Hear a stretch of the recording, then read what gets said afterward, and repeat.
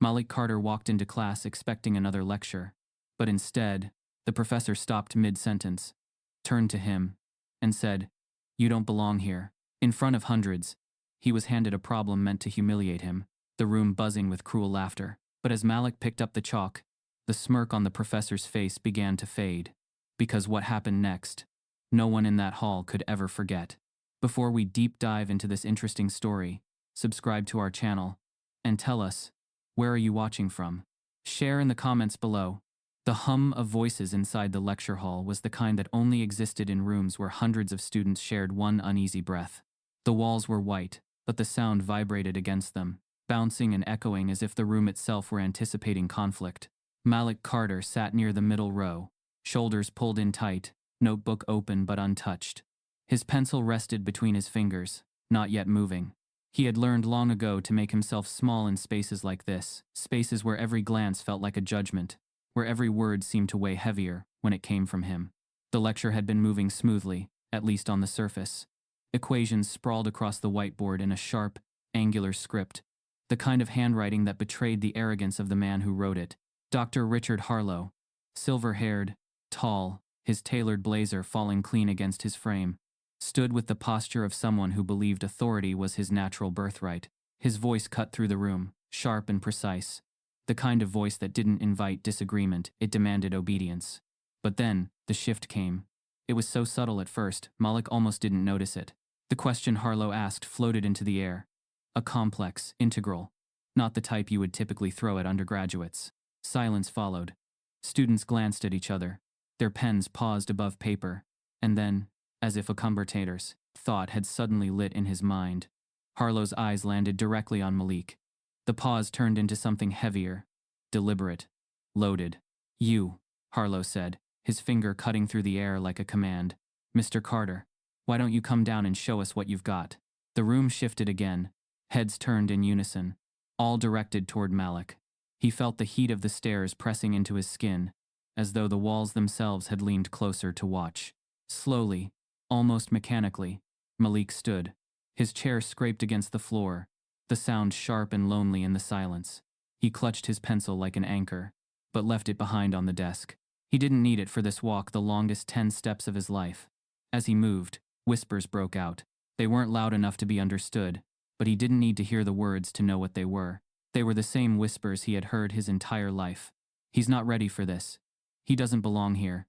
He only got in because of the program. Affirmative action, kid."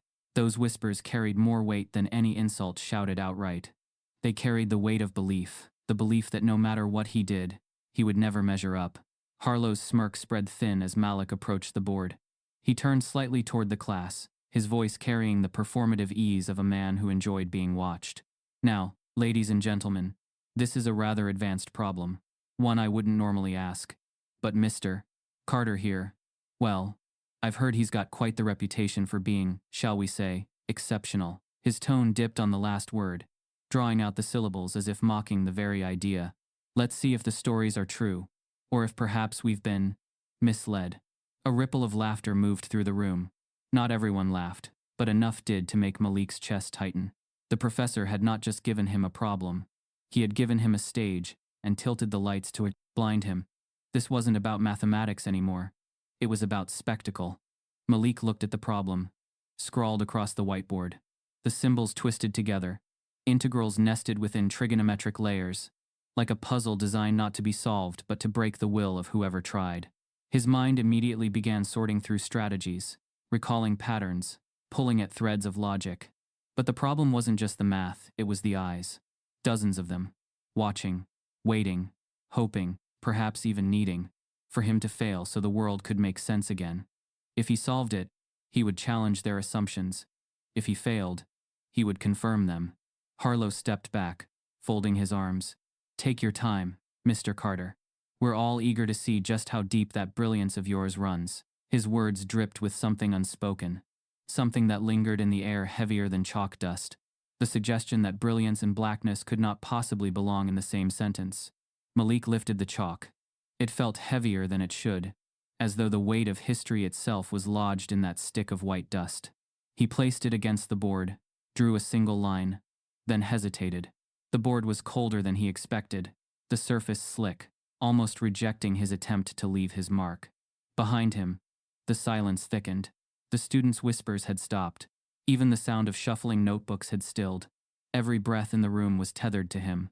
He thought of his mother, working night after night, the creases in her hands deepening with every double shift she pulled at the hospital. He thought of his father, gone, swallowed by a system that had labeled him guilty long before trial. He thought of his own reflection in the bathroom mirror earlier that morning. The quiet pep talk he gave himself: just one more day, Malik. Just make it through one more day. The chalk in his hand trembled. He gritted his teeth and steadied it. But the tremor wasn't weakness, it was pressure. Years of pressure condensed into this single moment. He began to write again, his strokes sharp, decisive, each symbol etched with the weight of defiance. A substitution here, a transformation there. He worked slowly, carefully, because he knew any misstep would be amplified. The professor would seize on it, and the class would remember it forever. As the first lines of his solution spread across the board, a murmur rose behind him. Some students leaned forward, their expressions shifting from amusement to curiosity. They hadn't expected him to even start. Harlow's jaw tightened, his smirk flickering for the briefest second before returning. But Malik noticed. He always noticed. Minutes ticked by like hours. Sweat gathered at the edge of Malik's temple. His shirt clung to his back, and yet his hand moved, unyielding. But then, just as he began to carve the heart of the solution, his chalk snapped. The sound was small, brittle, but it echoed like a gunshot in the silence. A collective gasp rippled through the hall, followed by a low, rolling laugh from somewhere in the back row. Harlow's voice slipped through the noise, soft but sharp. "Careful now, Mr. Carter. Wouldn't want to crumble under pressure." Malik froze, half the problem written, the rest of it still living only in his head. His breathing slowed, his vision narrowing, until all he could see was the unfinished equation staring back at him. The chalk dust clung to his fingers, a reminder that this stage was never built for him. It was built to watch him fall. And then it hit him. This wasn't about solving a problem. It never had been. It was about exposing him, stripping him bare in front of his peers, reducing him to a stereotype dressed up as entertainment. He stood there, motionless, while the weight of the room pressed down harder, crushing, suffocating. The silence stretched long enough that even the laughter died away. All that remained was expectation. Cruel, hungry kind that demanded failure. Malik's hand tightened around the broken piece of chalk. He could feel every gaze like a blade against his skin. His heartbeat drummed in his ears, louder than any voice. And as the professor tilted his head, waiting for the collapse he believed inevitable, Malik turned slowly back toward the class. He didn't speak. He didn't need to. His silence was its own answer. The unfinished problem glared down at him from the board, mocking in its incompleteness. Dozens of students held their breath, waiting for the end, for the fall, for the spectacle they had been promised. Malik stared at the board, his chest rising and falling, his eyes burning with something no one in the room could name. The professor's smirk widened, certain of victory. But Malik wasn't finished. Not yet. Malik stands frozen before the impossible equation, silence choking the room, every eye on him waiting, hungering for him to fail. The chalk dust still lingered on Malik's fingertips, as he sat alone later that night, staring down at the notebook, spread open across his dorm desk. The unfinished problem from class replayed in his mind, each line of symbols etched into memory, haunting him. His silence had been mistaken for failure, his hesitation seen as weakness. But the truth was, the weight of the board, the eyes, and Harlow's smirk had carried more force than the numbers themselves. The lamp above him cast a soft yellow glow, flickering slightly from years of use, illuminating the cramped single-room space. His textbooks were stacked unevenly, notebooks spilling over with pages of dense equations, some written with such intensity the pencil nearly tore through the sheets. To most, it looked like clutter. To Malik, it was survival. Malik Carter was not born into the kind of world that was supposed to produce a math prodigy. He grew up in the south side of Atlanta, in a neighborhood where cracked sidewalks told stories of promises broken long before he was born. The paint on the buildings peeled like old skin, and the sirens that howled at night were as regular as the morning traffic. His mother, Sharon Carter, was the anchor of it all. She worked as a nurse, sometimes 3 shifts in a row, her feet swollen, her eyes red, but her spirit unshaken. Malik learned early on that her sacrifices were the foundation of every opportunity he had. His father's story was different.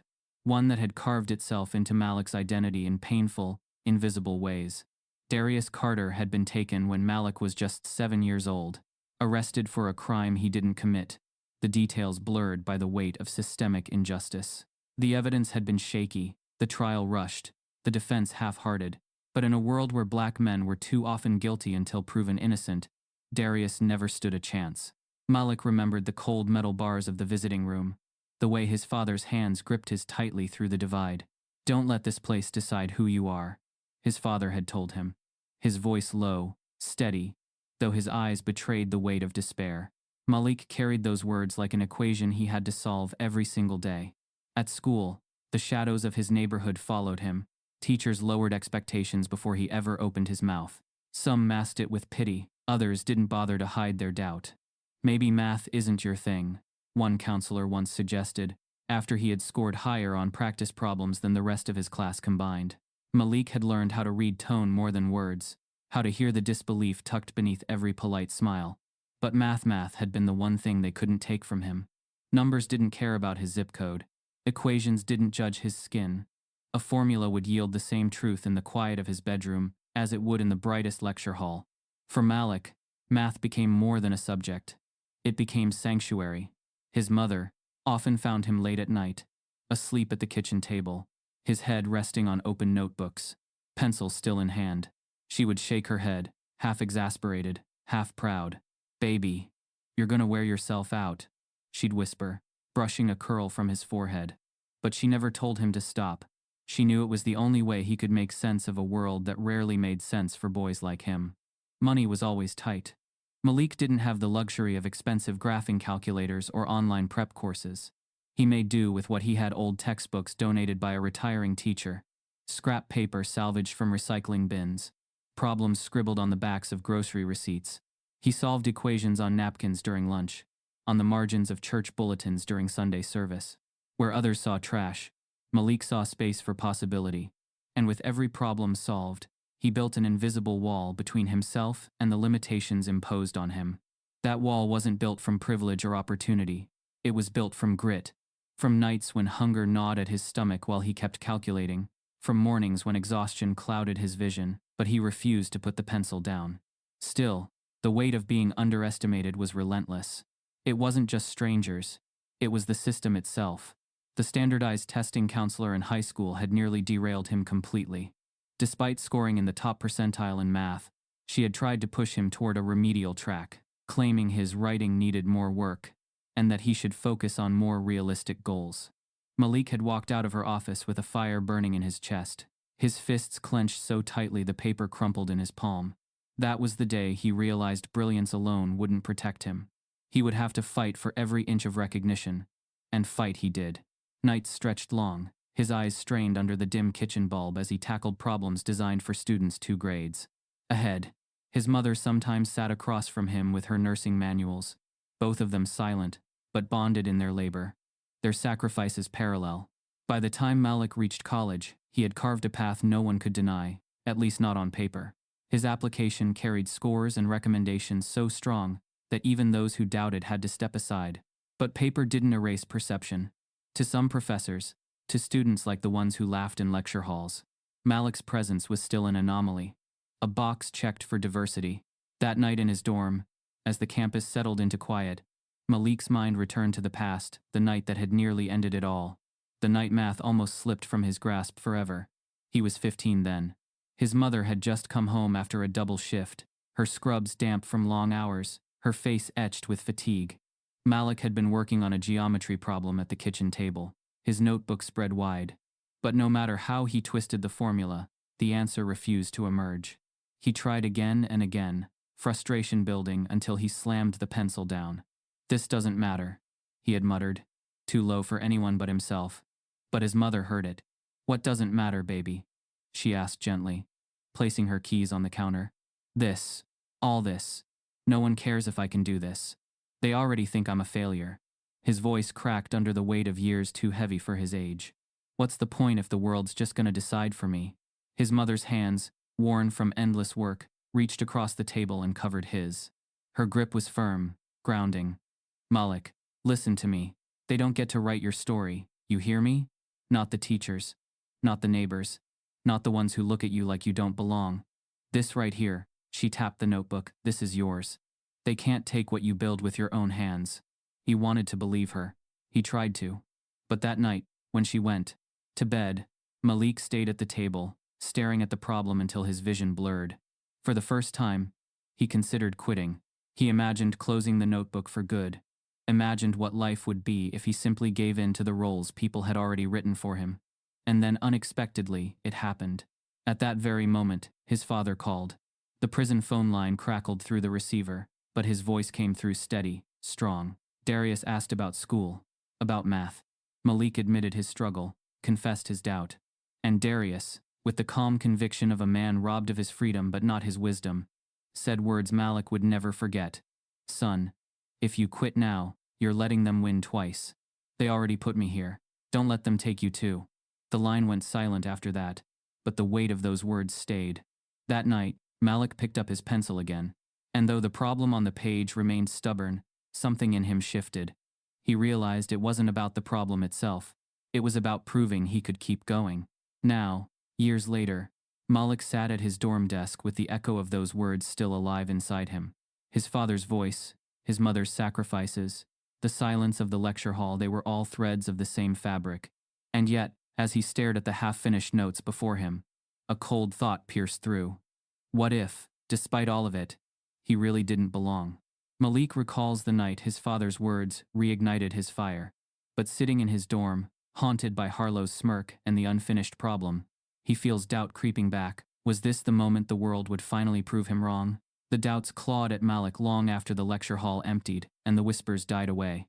They weren't born in that room.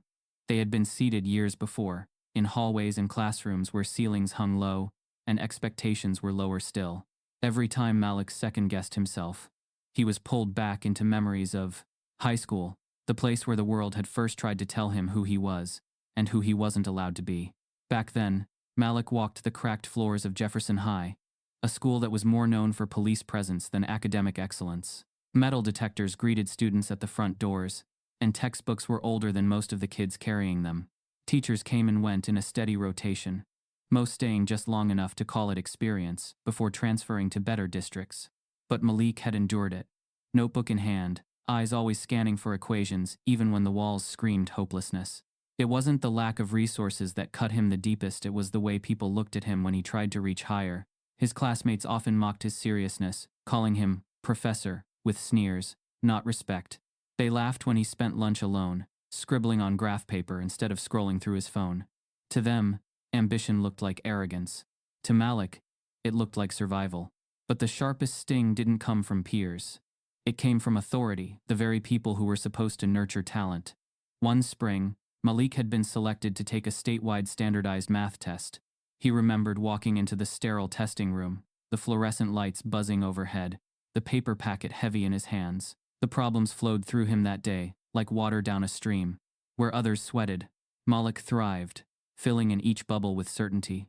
The answers almost intuitive.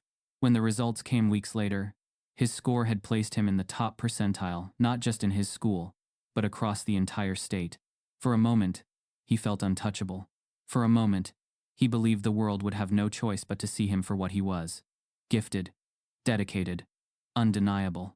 That illusion shattered in the counselor's office.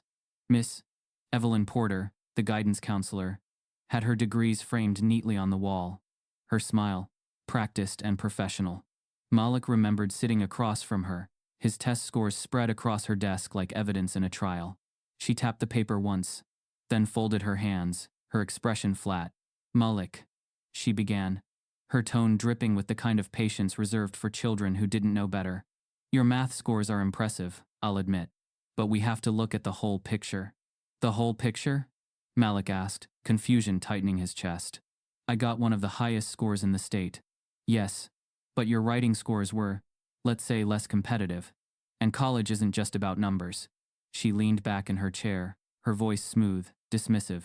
I think we should consider placing you in a remedial track for next year. It'll give you time to strengthen your weaker areas. Malik felt the words like a blow to the ribs. Remedial. His voice cracked with disbelief. I just proved I can handle advanced math. You want to put me behind because of one section? Miss Porter's smile didn't falter. "We want to set you up for success. Sometimes aiming too high leads to disappointment. You don't want to bite off more than you can chew." Her words weren't neutral. They carried a weight, an unspoken message. Boys like you don't belong at the top.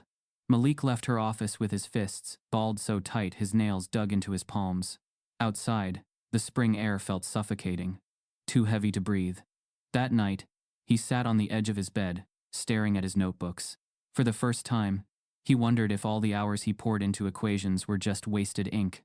Maybe Miss Porter was right. Maybe the ceiling wasn't meant to be broken. But then came the fire. The fire didn't start in the classroom, it started in his chest, stoked by every sideways glance, every whispered doubt, every smirk, like the one Harlow had given him years later.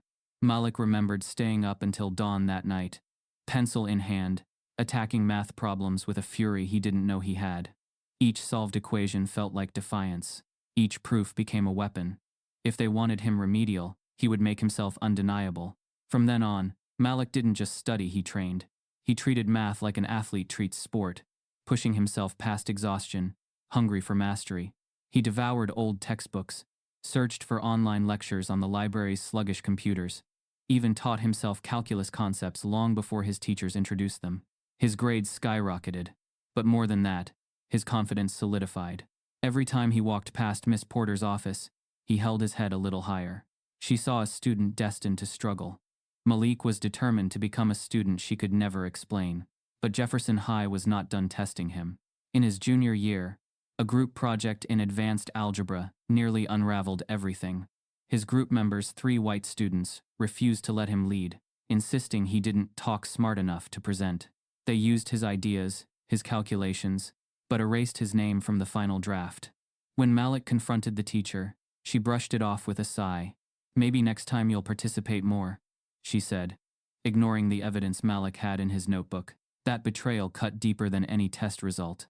It showed him how easy it was to be erased, how quickly his work could be stolen while his identity was dismissed. Malik walked home that evening with his notebook pressed tight to his chest, rain soaking the pages. His mind burned, but instead of breaking, he hardened. That was the night he made himself a promise. No one would ever erase him again. Not classmates, not teachers, not counselors. He would write his name into equations no one else could solve. Carve his worth into problems too complex for anyone to deny. That promise carried him through to college applications. His essays weren't polished, like those of students with tutors and private prep schools. But they were raw, real, undeniable.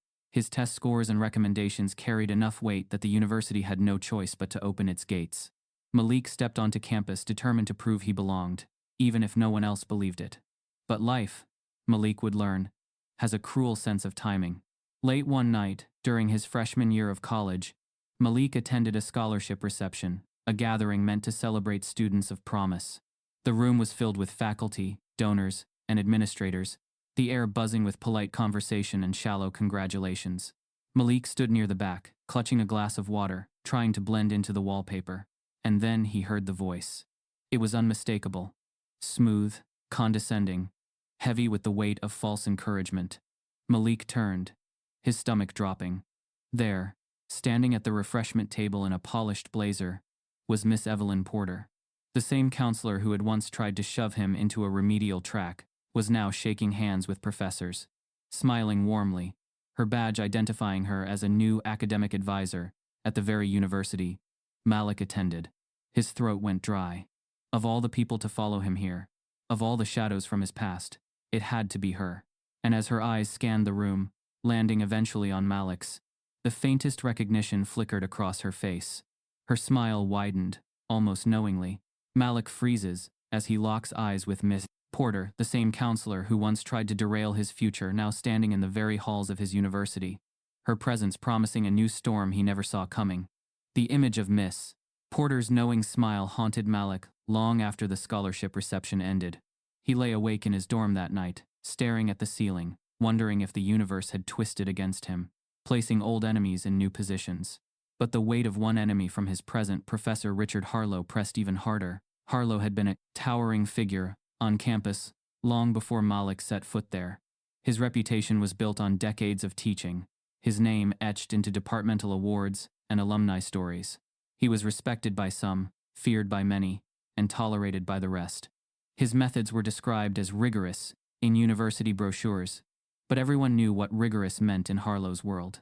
Merciless, humiliating, and selective. Students whispered about his grading, about how he docked points not for wrong answers, but for imagined carelessness. They said he was harsher with students whose names he mispronounced, whose accents made their answers sound different, whose faces reflected a world he didn't want sitting in his classrooms. He never shouted, never cursed, never left evidence sharp enough to accuse. Instead, he wielded condescension like a scalpel, slicing without leaving a visible wound. For Malik, the signs were immediate. On the first day of class, Harlow had taken attendance with a raised brow, pausing slightly on Malik's name, as if tasting it. "Carter," he said finally, drawing the syllables out. "Yes. Interesting. Let's see what you've got." It wasn't the words, it was the tone, the implication that Malik's presence required proof. Proof of belonging, proof of intelligence, proof of worth. Over time, Malik noticed patterns others ignored. Harlow's encouragement flowed freely toward students who looked like him, white, polished, confident. When they stumbled, he offered gentle correction, framing their mistakes as good attempts. But when students of color made errors, Harlow leaned back, lips pressed in disappointment, eyes narrowing as though confirming a suspicion. His words came colder. "Perhaps you're not prepared for this level." Whispers carried through the halls between students, threads of unease connecting them. Malik overheard fragments. "He always grades my work harder than hers. I swear I lost points for the same mistake someone else made. He called me out in front of everyone for no reason." None of them dared file complaints. The system rarely believed whispers, especially against someone with Harlow's tenure and reputation. For Malik, the humiliation in the lecture hall hadn't been an isolated moment. It had been the culmination of Harlow's subtle campaign. The impossible calculus problem, the mocking tone, the smirk.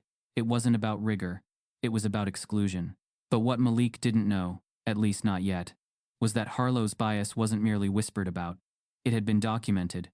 It happened weeks later, on a rainy Thursday evening, when Malik ducked into the math department office to drop off an assignment. The building was quiet, most faculty already gone for the night. The fluorescent lights flickered faintly above, casting a sterile glow across the rows of filing cabinets and desks. Malik carried his folder toward the tray, labeled for his class. But as he placed it down, he noticed something unusual. A folder lay open on the desk nearby, papers spilling out, as though abandoned in a rush. His eyes skimmed the top page not out of curiosity at first, but out of habit. He'd trained himself to read numbers wherever they appeared, to catch meaning in stray equations. But this wasn't equations. It was a report. Typed across the header were the words "Faculty Notes," "Departmental Assessment," "Confidential." Malik froze, pulse quickening. He shouldn't read it. He knew he shouldn't. But then his eyes caught the familiar name. Professor Richard Harlow. Against his better judgment, Malik scanned the page. What he found made his stomach twist. Harlow had written notes about students in his courses, personal evaluations not meant for their eyes.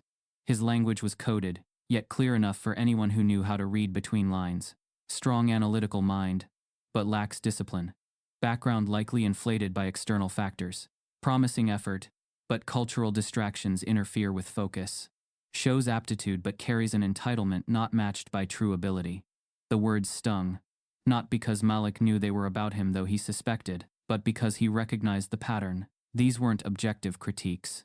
They were cloaked judgments, dressed as academic commentary but steeped in stereotype. His breath caught when he reached a line near the bottom. Students admitted under diversity initiatives often overestimate their capacity. Must be reminded of standards lest they assume equal footing prematurely. Equal footing prematurely. The phrase echoed in his mind like a siren. Harlow didn't just question Malik's place in his classroom, he questioned the legitimacy of Malik's presence at the university itself. It wasn't bias hidden behind a smirk anymore. It was documented, written, tangible. Malik's hand shook as he carefully placed the paper back where he found it. He glanced around the empty office, half expecting someone to appear and accuse him of trespassing. The rain tapped steadily against the window, filling the silence with a rhythm that felt like a ticking clock. He should leave. Pretend he hadn't seen it. Carry on as though nothing had changed. But Malik couldn't unsee the words. He couldn't unhear the subtext. All the whispers he had dismissed as paranoia now stood in front of him in black and white. As he backed away from the desk, his mind raced. If Harlow put those thoughts in writing, what else was buried in those files? How many students had been quietly undermined, their failures framed not as struggles but as inevitabilities? The door creaked open behind him. Malik spun, heart leaping into his throat. A janitor stepped in, pushing a mop bucket, glancing briefly at him before continuing down the hall. Relief washed through him, but it was thin, fragile. Malik knew he had just stumbled onto something dangerous, something that could either destroy Harlow or, if mishandled, destroy him instead. He grabbed his backpack and hurried out of the office, the rain pounding harder as he stepped into the night. The campus felt different now, colder, sharper, the shadows deeper than before. He walked quickly, head low, but his mind buzzed with questions he couldn't silence. How long had Harlow been doing this? How many doors had been quietly closed because of his words? And most of all, what would happen if Malik spoke up? Would anyone believe him? Or would they dismiss him the same way Porter once had, framing his voice as exaggerated, his concerns as excuses? As he climbed the steps back to his dorm, Malik knew one thing with absolute certainty. Harlow wasn't just a professor with outdated views. He was a gatekeeper, guarding doors Malik had fought too hard to reach. And now, Malik had stumbled upon the key, the proof of bias hidden behind closed office doors. The rain soaked his jacket, plastering it to his skin. The night was silent except for his footsteps, each one echoing louder in his mind. He reached his room, closed the door, and leaned against it, chest heaving. His notebook sat waiting on the desk, open to a half-finished equation. But tonight, the numbers offered no escape. Instead, Malik stared at the memory of those words. Equal footing prematurely. He didn't know yet how he would use what he had discovered. But deep down, he understood. This wasn't just about solving equations anymore. This was about rewriting the terms of belonging. And as the rain drummed harder against his window, Malik realized something else. He wasn't the only one in danger. If Harlow's words had the power to derail him, they could crush countless others too. Malik closes his door, haunted by the words equal footing prematurely, realizing he has stumbled upon proof of Harlow's bias, but also a secret powerful enough to either protect him or destroy him completely. The discovery of Harlow's words equal footing prematurely still pulsed in Malik's mind like a wound that refused to close. Every time he stepped into the lecture hall afterward, he carried that knowledge like a hidden scar. The whispers, the smirks, the cutting remarks, they all sharpened under the weight of knowing Harlow's disdain wasn't a suspicion. It was fact, written in black and white, hidden behind locked office doors. And then came the day Harlow tightened the noose. It was a Tuesday morning, the lecture hall packed, the hum of voices rising and falling in restless waves. Malik sat rigid in his seat, trying to steady his breath. He knew by the way Harlow's eyes flicked over the class, pausing on him a beat too long, that something was coming. Harlow began with his usual rhythm, chalk tapping against the board, symbols unraveling in sharp, deliberate strokes. His voice carried the familiar cadence of superiority. Each explanation dipped in a tone that made students feel small for even needing it explained. But today, there was an edge to him, a hunger for spectacle. He paused midway through his lecture, turning to face the room. "Ladies and gentlemen," he announced, his smile thin, "today we'll try something different. A demonstration, if you will." The students stirred. Heads turned. Malik's stomach clenched. Harlow drew a massive integral across the board, the chalk squealing under the pressure of his hand. The equations stretched, nearly the full width of the whiteboard, nested trigonometric functions, exponential layers, substitutions hidden in the folds, like traps waiting to snap shut. It looked less like a math problem, and more like a labyrinth. He stepped back, admiring his own work, then turned his gaze to the rows of students. His eyes settled on Malik. "Mr. Carter," Harlow said smoothly, "why don't you come solve this for us?" The silence that followed was heavy, suffocating. A low ripple of whispers broke out in the rows. Some students smirked. Others leaned forward, eager to see what would happen. Malik felt the weight of their stares pressing into his skin, their expectations balanced on the thin edge of his next move. His chair creaked as he stood, the sound magnified by the stillness of the room. His legs felt heavy, but his resolve was heavier. He walked toward the board, each step echoing, the memory of Harlow's notes pounding in his skull. Equal footing prematurely. This was what Harlow meant. Set him up to stumble, then point to the fall as proof he didn't belong. When Malik reached the front, Harlow stepped aside with theatrical flourish, handing him the chalk like a judge presenting a final verdict. "Take your time," he said, voice soft but dripping with venom. "We're all eager to see brilliance in action." The first laugh broke from the back row, sharp and mocking. Another joined it, then another, until the room rippled with muffled chuckles. Malik stared at the sprawling problem, his pulse hammering in his ears. It was a trap. He knew it the moment he scanned the symbols. The problem wasn't unsolvable, but it was designed to look that way to anyone unprepared. It required techniques usually introduced in graduate courses, not undergrad. Harlow hadn't chosen it to teach. He had chosen it to humiliate. Malik's hand trembled as he lifted the chalk. For a moment, the board blurred. His vision tunneled until all he could see was white space and black symbols, looming like a battlefield he was meant to lose. He thought of his mother, then the long nights she came home from the hospital, feet swollen, back aching, but still asking him about school. "Keep going, Malik. Don't let them write your story."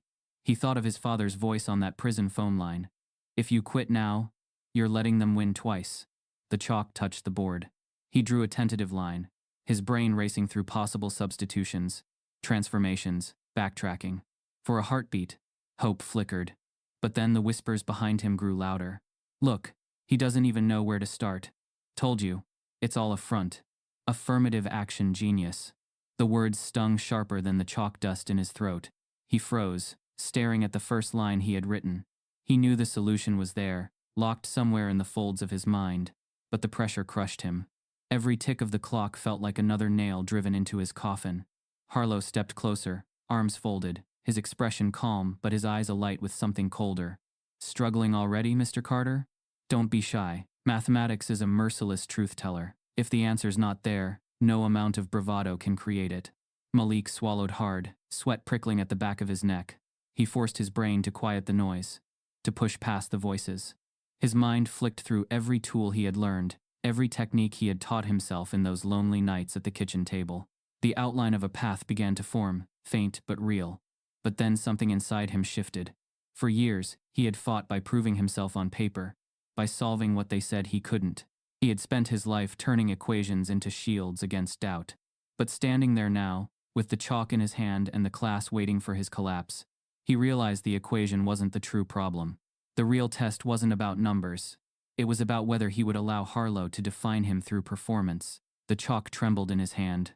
He lowered it slowly, turning not to the board but to the rows of students watching.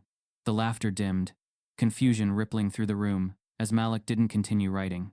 He stood there, silent, the unfinished line of chalk glaring against the whiteboard. A few students whispered, unsure. Harlow's smirk widened, mistaking Malik's silence for surrender. "Nothing to offer?" he asked softly, his voice carrying across the hall. But Malik didn't. Look at Harlow. He kept his eyes fixed on the class, his jaw tight, his body still. He wasn't solving the problem, and that itself became the problem. The students leaned in, unsettled by the break in rhythm. They had expected either triumph or humiliation, but not this. Seconds stretched into unbearable minutes. The tension thickened, the silence heavier than the laughter had been. Malik held the chalk like a weapon he refused to use, his chest rising and falling slowly, deliberately. And then, just when it seemed the silence would snap, Malik did something no one expected. He dropped the chalk. It clattered against the tile floor, the sound sharp as glass breaking. Gasps rippled through the hall. Some students laughed nervously, others exchanged stunned glances. Harlow's smirk faltered, confusion flickering across his face for the first time. Malik didn't flinch. He didn't bend to pick it up. He simply stood there, empty-handed, his gaze steady, unflinching. The board loomed behind him, unsolved, incomplete. But for the first time, Malik wasn't afraid of it. The silence that followed wasn't the silence of failure. It was the silence of disruption of something unexpected, something that refused to play by the rules of humiliation. And as the room shifted, Malik knew he had forced a new question into the air. What happens when the boy they set up refuses to play the game at all? Malik drops the chalk in front of the entire lecture hall, refusing to play into Harlow's trap, leaving the professor and the students stunned, waiting to see what he will do next. The chalk lay shattered on the floor, fragments scattered like bones across the tile. The echo of its fall still hung in the air, louder in memory than in sound. Students sat frozen, their laughter caught mid-breath, their smirks dissolving into a stunned hush. For a moment, no one moved. Not even Professor Harlow. His smirk lingered, but it had stiffened, his eyes narrowing, waiting for Malik to fold under the silence. This was supposed to be the breaking point, the moment the boy cracked and confirmed every assumption written in those confidential notes. But Malik didn't fold. He stood tall, his hands steady at his sides, his gaze sweeping the rows of students. The silence, once suffocating, had shifted. It was no longer the silence of humiliation. It was the silence of anticipation of a storm that hadn't yet broken. Malik felt it too, humming in his chest, coursing through him like electricity. And then, slowly, he bent down, picked up one half of the broken chalk, and turned back to the board. A ripple of surprise moved through the room. Some students leaned forward, others exchanged quick glances, uncertain of what game he was playing. But Malik wasn't playing anymore. He had made a choice. He wouldn't solve the problem for their entertainment, he would solve it on his terms. He stared at the sprawling integral, letting his eyes trace the labyrinth of symbols. At first, it looked like the same impossible trap. But then, a flicker of recognition sparked in his mind. A hidden symmetry, subtle but undeniable. A structure buried within the chaos. He inhaled slowly, his father's voice echoing, "Don't let them take you too." Malik lifted the chalk to the board again. This time, his strokes came cleaner, sharper, deliberate. He ignored the snickers, ignored Harlow's presence at his shoulder. He wrote not for them, but for himself, for the boy who once sat at a kitchen table, solving problems on the backs of grocery receipts, for the teenager, nearly erased by a counselor's smile, for the man fighting now to prove he belonged. His first substitution flipped the equation on its head. A few students frowned, confused. One whispered, "That's not how you," but cut off when Malik's next step revealed the elegance of the move. He wasn't floundering. He was building. Step by step, line by line, the impossible began to take shape. Malik's mind moved faster than his hand, each symbol flowing into the next like music only he could hear. At first, the room's response was disbelief. The laughter returned, sharper, nervous. But as Malik kept writing, something shifted. The murmurs turned into silence again, this time not because they expected failure, but because they began to realize they were witnessing something else entirely. Confusion spread across faces. Some students glanced at each other, whispering, "Wait, is this right?" Another leaned in, eyes wide, trying to follow his logic. The silence grew heavier, but different now, charged, taut, alive. Even Harlow shifted uneasily. His arms remained crossed, but his jaw tightened. Malik caught it in his peripheral vision. For the first time, Harlow wasn't watching a student stumble, he was watching one rewrite the rules. Malik pressed forward, his movements growing steadier, his focus unshakable. Every step revealed the trap for what it was, a problem designed to intimidate, to overwhelm, to humiliate. And yet, within its complexity, Malik had found the thread that unraveled it. The room felt smaller, every eye locked on him, every breath synced to the rhythm of his chalk against the board. Sweat trickled down his temple, but his hand never wavered. He knew he was walking a razor's edge, one wrong move, and it would all collapse. But he also knew the path forward was real. And then, it happened. The chalk, worn thin by his furious strokes, snapped again in his hand. The sharp crack echoed through the hall, louder this time, final. Gasps broke from the students. Malik froze, staring at the half-stick left in his fingers, the other half tumbling to the floor. But this time, the silence wasn't mocking. It was electric, because even in its unfinished state, his work on the board told a story no one could deny. The pattern was there, the symmetry exposed, the trick revealed. The integral that had seemed impossible only minutes ago now sat half-solved. Its structure laid bare for anyone with eyes to see. The class erupted in whispers. He's actually solving it. That's a grad-level trick. How did he even? Their voices buzzed, a current of disbelief running through the rows. Malik turned his head slightly, catching sight of Harlow. The professor's smirk had vanished, replaced by something harder to read: tension, maybe even fear. His eyes darted to the half-completed proof, then back to Malik, as though weighing how much damage had already been done. For the first time since stepping into the lecture hall, Malik felt something shift inside him. This wasn't just about math anymore. This was about exposing the truth that Harlow hadn't chosen him to challenge his brilliance, but to break him. And instead, Malik had taken the trap and turned it into a mirror, reflecting Harlow's intentions for everyone to see. The broken chalk slipped from Malik's fingers, landing silently at his feet. He stepped back from the board, his chest rising and falling, the unfinished solution glowing like fire against the white surface. The student sat stunned, the air buzzing with questions, disbelief, awe. And in that silence, one thought rose clear in Malik's mind. The real problem had never been the integral. The real problem was the man standing beside him. The chalk breaks mid-solution, leaving Malik's proof unfinished, but enough of the pattern revealed that the entire class begins to realize what's happening. Malik isn't failing. He's exposing Harlow's trap. The half-solved equation loomed across the board, glowing in the silence like a scar that refused to fade. Malik stood before it, breath steady, chest rising and falling, his fingers dusted with chalk. Around him, the room buzzed with a current of disbelief. A quiet shock rippling through rows of students who had expected collapse and instead witnessed defiance.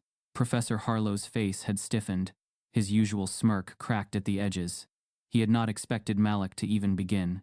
Yet there it was, evidence in chalk, a roadmap where others had seen only a trap. The whispers grew louder. He's close. That's advanced level substitution. Where did he learn that? Wait, I think he's actually got it.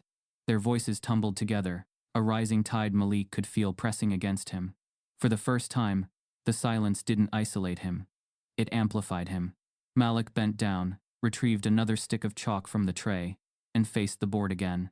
His hand moved with a new steadiness, lines falling into place, each step pulling the problem tighter, neater, clearer. His body ached, his palms slick with sweat, but his mind surged forward, relentless. Every mark chipped away at the facade. Harlow had built the facade that students like Malik didn't belong here, that brilliance and blackness were incompatible. And with every mark, Malik reclaimed ground stolen from him, from his father, from every student silenced by a condescending smile. The laughter had stopped. Even the smirks were gone. Students leaned forward in their seats, eyes wide, pens forgotten in their hands. They weren't mocking him now, they were following him, step by step, unable to look away. Finally, Malik reached the last line. The problem that had stretched across the board like a labyrinth now folded into something clean, elegant, undeniable. He drew the final symbol, set the chalk down, and stepped back. Silence. The kind of silence that isn't empty, but full-charged, alive, heavy with awe. The integral, once a weapon designed to humiliate, now stood solved in its entirety. Malik's work was flawless. There was no room for debate, no crack for dismissal. The first sound came from a single student in the back, a slow, incredulous exhale, then another, and then, almost in unison, the room erupted. Gasps, murmurs, the scrape of chairs as students leaned to each other, whispering in disbelief. Phones had already been raised during the proof, recording the moment. Red lights blinked silently from corners of the room, capturing everything. Harlow's smirk was gone.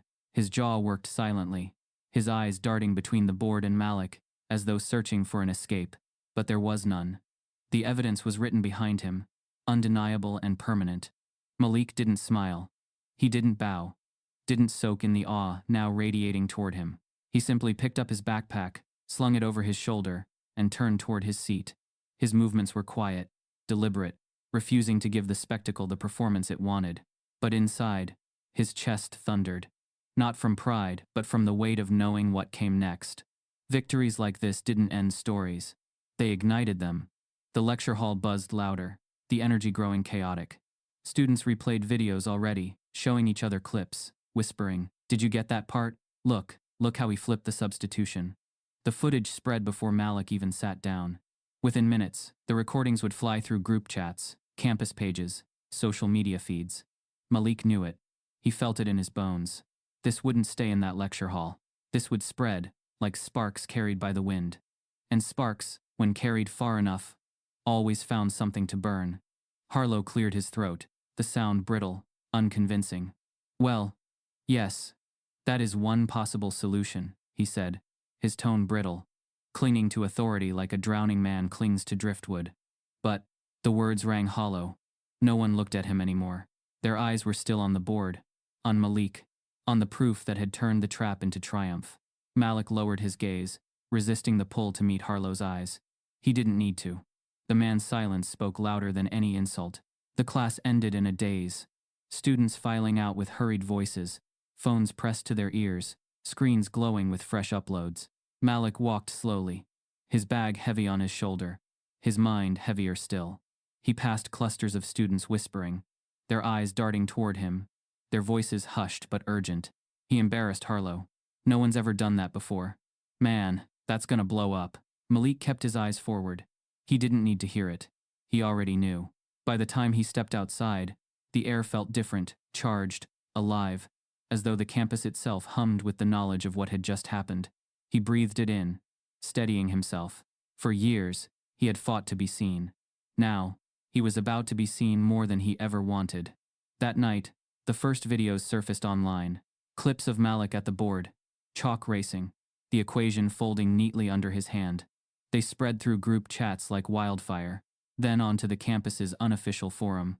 By midnight, the video had been reposted dozens of times, each caption more dramatic than the last.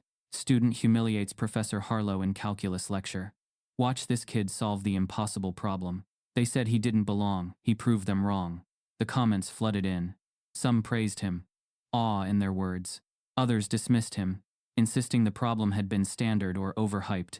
But the video kept spreading, crossing campus borders, reaching strangers who didn't know Malik but felt the spark of his defiance. Malik sat in his dorm, the glow of his phone screen casting shadows across his face. He scrolled once, then set the phone down. The attention. It wasn't victory. It was weight. With every share, every comment, he felt the walls closing tighter. Because if there was one thing Malik knew, it was this. Harlow wouldn't take this quietly. The man who had spent decades building authority wouldn't let himself be humiliated in front of students, let alone in front of the world. Malik's proof hadn't ended the fight. It had lit the fuse. He leaned back in his chair, staring at the ceiling, his father's words echoing once more. If you quit now, you're letting them win twice. No, Malik thought. He wasn't quitting. But he also wasn't naive. Victories in rooms like that always demanded a price. And he could already feel the storm building, shadows moving just beyond the edge of the spotlight. The door to his dorm clicked as his roommate entered, phone buzzing in his hand. Man, you're everywhere, he said, wide-eyed. You've got no idea how fast that video's moving. Malik gave a tight nod, his jaw clenched. I know. But inside, his thoughts churned. Every share, every view, every whispered replay in the cafeteria, it all added weight to his shoulders. And behind it, he could almost hear the sound of chalk snapping again, echoing like a warning. He gathered his notebooks, sliding them into his bag with deliberate care. He didn't celebrate. He didn't text his mother. He didn't allow himself a smile, because he knew this wasn't a win. It was an invitation. Malik doesn't celebrate his victory. He quietly packs his things, knowing the video has made him visible, and that visibility has triggered something dangerous. The video spread faster than wildfire. By the next morning, Malik couldn't step across campus without hearing murmurs of his name. In the cafeteria, students replayed the footage on their phones, laughing at the look on Harlow's face. In the library, whispers trailed him between the stacks. That's the kid who solved it. His inbox overflowed with messages from classmates he barely knew, some congratulating him, some fishing for homework help, others simply wanting to say they'd seen him. To the campus, it was a viral moment, funny, exciting, unforgettable. To Malik, it was a spark lodged in dry grass. He could already feel the heat of something larger building, something dangerous. Because if there was one thing he knew about men like Harlow, it was this. Humiliation was not a wound they let heal. It was a fire they sought to smother with destruction. Harlow walked into the next lecture with the stiffness of a man carrying invisible bruises. His usual confidence had soured into sharpness. He moved through the lesson briskly, his tone clipped, his corrections harsher. But he didn't call on Malik, not once. Malik felt it immediately, the cold exclusion. If the humiliation had been public, the retaliation would be quiet, surgical. The first strike came in the form of a grade. Malik opened the online portal one night, scrolling to his latest assignment. The red number glared back at him. 62%. His stomach dropped. He flipped through his work, checking line after line. His calculations were flawless. But in the margin, Harlow's comment was curt. Method unclear. Possible outside assistance. Outside assistance. The phrase cut like a blade. It wasn't just a bad grade, it was an accusation. Malik stayed up late, combing through the paper, highlighting each logical step, each justification. He knew it was right. He knew the deduction wasn't about the math, it was about him. The next strike was subtler. A whisper in the department hallways, caught when Malik turned a corner too quickly. Two faculty members leaned close, their voices hushed. I heard Harlow's questioning that boy's enrollment. You mean Carter? Yes. He's claiming the admissions board overreached. Says his file was thin. Thin. Malik carried the word with him all day, heavy and bitter. He remembered the hours poured into applications, the essays raw with honesty, the scores that proved his worth. And now, behind closed doors, Harlow was chipping away at it, brick by brick. The third strike came fast, and it was official. An email pinged in Malik's inbox. Subject line, Notice of Academic Review. His chest tightened as he clicked it open. The words blurred at first, his heart pounding too hard to focus. Then the sentences came into focus, each one worse than the last. You have been referred to the Academic Integrity Committee regarding allegations of academic dishonesty. Please attend a preliminary review scheduled for Friday at 10 a.m. Failure to attend may result in disciplinary action, up to and including suspension. Suspension. Malik's hands shook. He read it again and again, hoping the words would shift, hoping he had misunderstood. But they stayed the same, cold and precise. Academic dishonesty. He had never cheated a day in his life. He had built his identity on nights of grinding work, on sweat and sacrifice, on the belief that his mind was his only weapon against a world determined to disarm him. And now, that weapon was being turned into evidence against him. He thought of his mother, the pride in her eyes when he left for college, the way she told everyone at the hospital her son was going to be a professor one day. He thought of his father, trapped behind bars, because a system had declared him guilty, without proof. And now here Malik was, standing on the edge of the same abyss, accused not because of evidence but because of perception. The days leading up to Friday crawled with tension. Malik felt eyes on him everywhere. Some students still congratulated him, unaware of the storm. Others looked at him differently, whispers sharper, doubt creeping into their tones. Viral fame had turned into suspicion. The story had shifted. By Thursday night, Malik couldn't sleep. His notebooks were spread across his bed, pages scattered, as though he could bury the fear in numbers. He scribbled proofs over and over, his pencil digging grooves into the paper, each line a silent plea. This is who I am. This is what I can do. But he knew numbers alone wouldn't save him.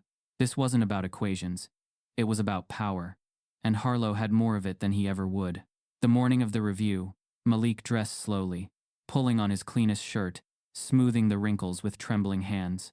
He walked across campus with lead in his feet, the air sharp against his lungs. The building loomed ahead, its glass doors reflecting him back, smaller than he wanted to be. Inside, the committee members sat in a row, papers in front of them, faces unreadable. Harlow wasn't there, of course he wasn't. He didn't need to be. His accusations carried weight without his presence. Mr. Carter, one professor began, voice even. You've been referred to us due to concerns about the originality of your work. Specifically, your recent performance in class and assignments has raised questions. Questions. That was all it took. Not proof. Not evidence. Questions.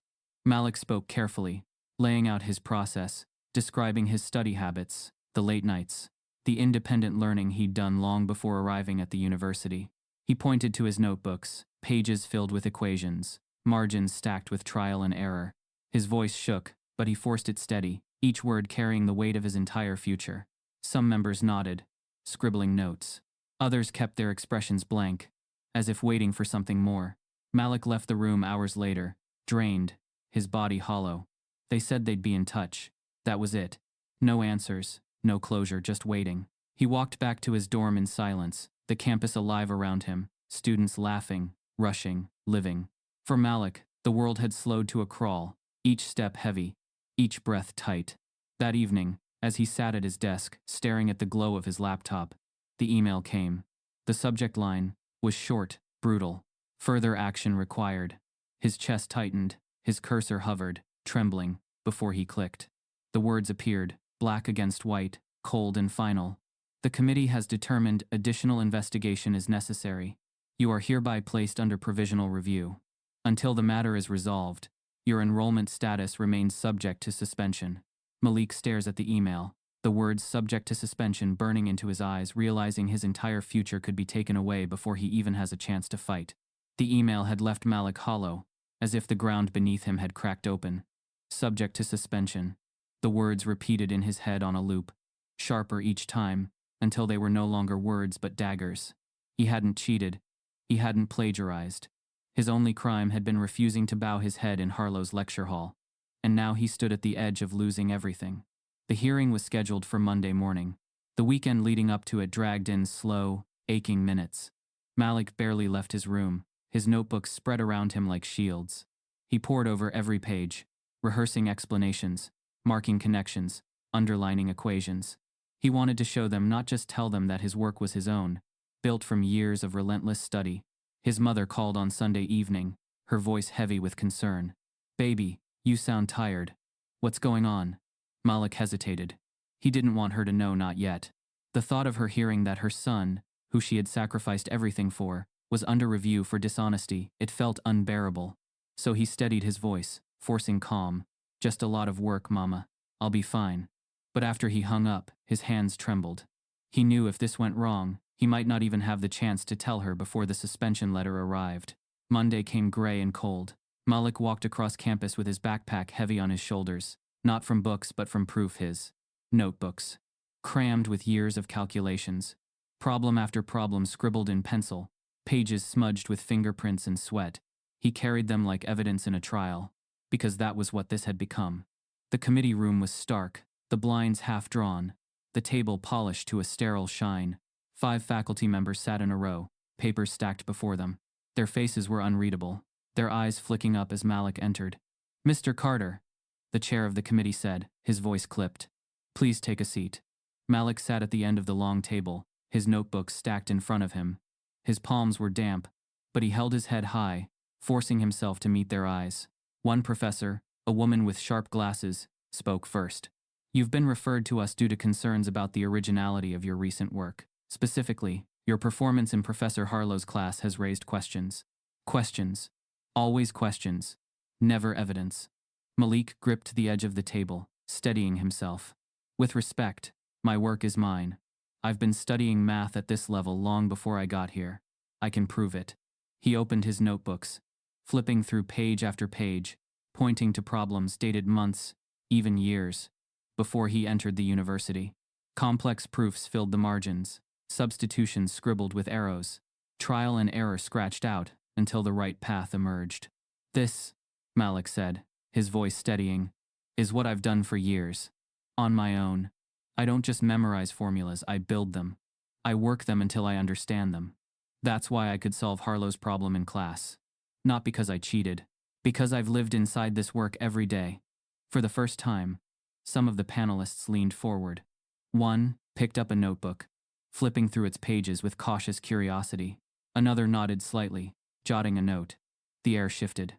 For a moment, Malik felt them seeing him, not the stereotype, not the suspicion, but the student, the thinker, the boy who had fought his way here against every odd. His heart lifted, just slightly. Maybe this was it. Maybe the truth, laid bare in graphite and sweat-stained paper, would finally be enough. But then the door opened. The sound was sharp in the quiet room, breaking Malik's fragile sense of control. A figure stepped in, her heels clicking against the tile. Malik's breath caught when he saw her.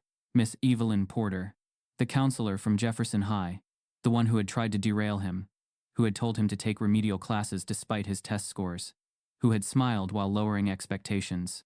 Now here she was, walking into the committee room with a folder in her hand, and that same polished smile on her lips.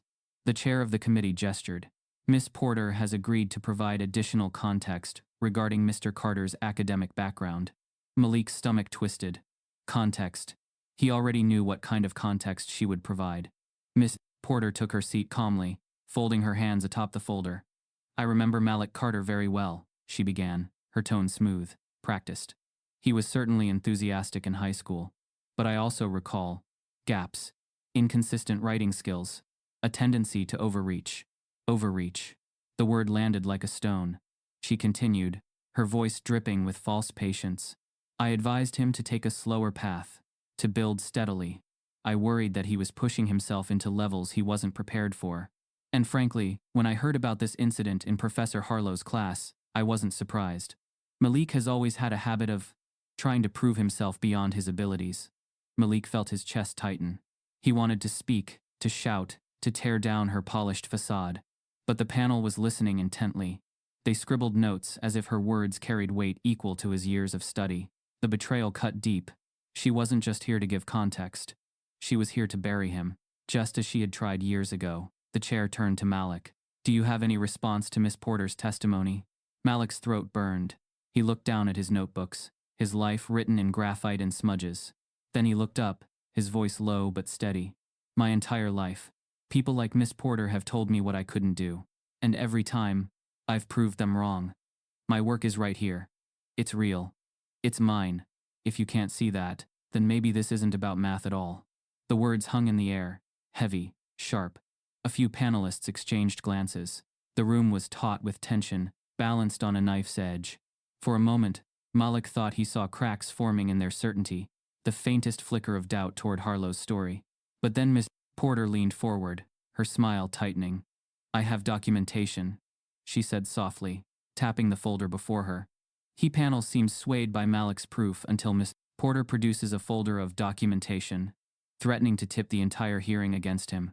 Miss Porter's hand lingered on the folder, her polished smile tightening as if she could already see Malik's future unraveling inside it. The committee members leaned forward, eyes narrowing, pens ready. Malik felt the room tilting against him again, the weight of her words pressing on his chest like a stone. He thought of his father, of all the times documentation had buried the truth under the guise of official record. His notebook sat open before him, pages spilling across the table like evidence of his existence. But against Miss Porter's folder, they looked fragile, almost childish.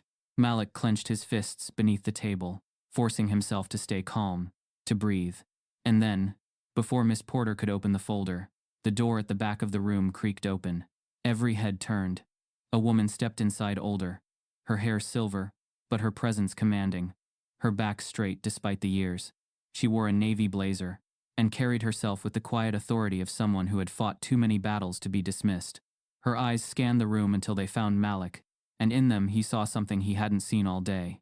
Recognition. The chair cleared his throat. "Dr. Brooks, we weren't expecting you." "I know," she said, her voice calm but firm, "but I couldn't sit back any longer." Malik blinked. He didn't know her. He had never seen her before. But the name rippled across the committee members like a shockwave. Dr. Elaine Brooks. A legend whispered about in the halls of the mathematics department. A retired professor who had been the first black woman to earn tenure there. She had left years earlier, quietly, after what students called irreconcilable differences with administration. She walked to the table and set down a worn leather folder of her own. "I taught here for 35 years, she began, her gaze sweeping across the panel. "I know how these hearings work, and I also know Richard Harlow." The room stiffened. Malik's heart pounded. Dr. Brooks folded her hands, her tone measured but cutting. "Decades ago, when I was fighting for tenure, Harlow was the loudest voice against me. He called my research pedestrian, my methods unsophisticated. But what he meant, what he couldn't say outright, was that I didn't look like the professors he thought belonged here. And I see the same patterns now in the way he treats students of color." A murmur moved through the room. The panelists shifted uneasily, their pens hovering above their notepads. She gestured toward Malik. "I've reviewed his work. His notebooks aren't just filled with answers, they're filled with thought, with exploration, with the kind of relentless practice that no plagiarist could fake. I see myself in him. I see the same fire I had when the institution tried to break me, and I will not stand by while history repeats itself." Malik swallowed hard. For the first time since the hearing began, he felt air in his lungs again. Her words didn't just defend him, they named the truth he had been screaming in silence. Miss Porter shifted in her seat, her smile faltering. "With respect, Dr. Brooks, this isn't about personal grievances. This is about Mr. Carter's integrity." Dr. Brooks turned sharply toward her. "Integrity? Don't speak to me about integrity when you've spent your career lowering expectations for students like him. I've seen your type before. Polished, smiling, always insisting you're protecting students while quietly pushing them down. Malik doesn't need your protection. He needs this institution to stop suffocating him." The room crackled with tension. Malik's pulse thundered in his ears. He had never seen someone dismantle Miss Porter's calm veneer so swiftly. The chair cleared his throat, visibly rattled. Dr. Brooks, while we respect your history with this university, we must remain focused on the facts at hand. The facts, Dr. Brooks said, leaning forward, are that you have a student who solved a problem half this panel couldn't have solved under pressure. The facts are that his work shows years of preparation, consistency, and originality. The facts are that he has been targeted by a professor with a history of bias. If you ignore that, you are not upholding integrity, you are upholding prejudice. The silence that followed was heavy. For the first time, Malik saw the panelists hesitate. Some nodded faintly, others scribbled notes furiously. The balance was shifting. But then the door opened again. This time, it wasn't a quiet interruption. It was a storm. Professor Harlow strode in, his face flushed, his movements sharp. He hadn't been invited. His role was done once he filed the accusations, but here he was, breaking procedure, his authority filling the room like a shadow. Enough of this, he snapped, his voice slicing through the silence. This is absurd. We're letting sentiment cloud judgment. The chair rose slightly. Professor Harlow, this is highly irregular. Harlow cut him off. His eyes burned, his voice rising. Irregular? What's irregular is pretending that this boy belongs here. Do you know what he is? He's a fraud propped up by quotas and sympathy. He's been handed opportunities he didn't earn, and now he parades around as if he's some kind of genius. It's insulting. To me. To this institution. To real mathematicians. Gasps rippled across the room. Malik's body went rigid, his chest tightening like a vice. He had known Harlow's disdain. He had felt it in every smirk, every weighted pause. But to hear it spoken aloud, stripped of disguise, raw and unfiltered, it landed like a blade. Dr. Brooks's eyes narrowed. Say it plainly, Richard. You don't think black students belong here. Harlow's lip curled. If the shoe fits. The room froze. Every word hung heavy, undeniable. The mask had fallen, and the poison lay bare. And then came the twist Malik hadn't expected. One of the committee members, a younger professor, had been recording notes on his laptop. Without a word, he tapped a key, and the screen revealed a small blinking icon. The room went still, as the reality sank in. Harlow's outburst had been caught on record. Harlow's racist outburst, raw and unfiltered, is captured on record leaving the committee, and Malik, stunned by the irreversible evidence now in their hands. The room had frozen after Harlow's outburst. Silence thick as stone. His words still reverberated in the air. Fraud, propped up by quotas, doesn't belong here. For years, he had spoken in coded tones, hiding prejudice behind rigor. But now the mask was gone, stripped away by his own fury. And the blinking icon on the committee member's laptop meant it was no longer contained. Malik sat motionless, his hands pressed against the table, his breath shallow. He had endured humiliation before, endured whispers, endured lowered expectations, but to hear it spoken so nakedly, in front of witnesses, in front of the very people meant to judge him fairly, it carved deeper than any grade or accusation. Dr. Brooks's gaze stayed fixed on Harlow. Calm, steady, unflinching. She knew what Malik now understood. The damage was already done. Not to Malik, but to Harlow himself. Within hours, the recording leaked. It wasn't meant to, at least not officially. The committee was sworn to confidentiality. But a clip surfaced that evening, first on a student-run Twitter account, then on Instagram, then on TikTok. The audio was crystal clear, Harlow's voice sharp with venom. This boy doesn't belong here. He's a fraud propped up by quotas and sympathy. The internet did the rest. By midnight, the clip had spread across campus like wildfire. Students played it aloud in dining halls, whispers turning into outrage. Outrage into uproar. Threads exploded with comments. This man is still teaching us. He said the quiet part out loud. Protect Malik. Fire Harlow. Malik's phone buzzed nonstop. Friends, acquaintances, even strangers sent him screenshots of the clip, urging him to speak out, to claim his story, to take the mantle being thrust onto him. But Malik didn't feel like a symbol. He felt like a boy sitting in his dorm room, blinds drawn, heart pounding with the weight of being visible in ways he had never wanted. The next morning, campus looked different. Posters appeared overnight, Harlow's face printed above bold letters. Resign now. Students gathered in clusters, anger buzzing between them. By noon, A crowd had formed outside the math department, chants echoing across the quad. No more Harlow. Justice for Malik. End the bias. Malik stood at a distance, watching. The chants carried his name, but he felt disconnected from them, as if they were chanting about someone else. He hadn't asked for this. He hadn't chosen it. He had only wanted to learn, to prove himself through numbers and persistence. And now, he was at the center of a storm larger than himself.